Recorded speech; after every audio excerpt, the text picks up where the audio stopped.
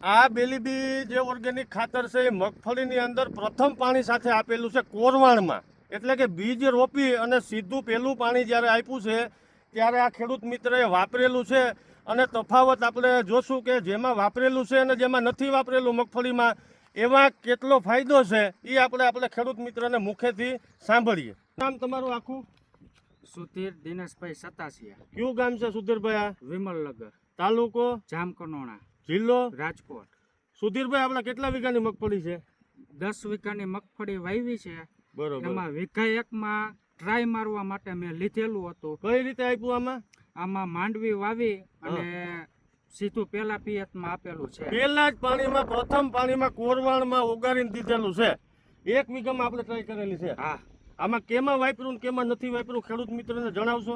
આલીકોર વાપરેલું છે. આ બાજુ આપણે બેલીબી ઓર્ગેનિક ખાતર વાપરેલું છે. આની અંદર આમાં જો તમે એટલી ગ્રીનતા છે, એટલો ઉગાવો પણ આમાં બહુ સારો દેખાય.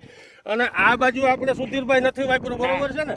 હા, આલીકોર નથી. આ બાજુ વાપરેલું નથી એટલે ખેડૂત મિત્ર જોઈ શકો છો આની અંદર ઉગાવો પણ થોડોક ડીમ લાગે છે અને આની લાઇટ પણ ડીમ લાગે છે. એટલે આ બેલીબી ઓર્ગેનિક ખાતર છે કોઈ પણ ખાતર ભેરવી તમે આપી શકો અને કોરવાણમાં પણ આપી શકો. બીજ પોટ મારવામાં પણ તમે આને 15 ગ્રામનો 10-15 ગ્રામનો કિલાએ ઉપયોગમાં લઈ શકો. તો જે આ બેલીબી ખાતર છે આનાથી તમને પૂરો સંતોષ મળેલો છે? હા.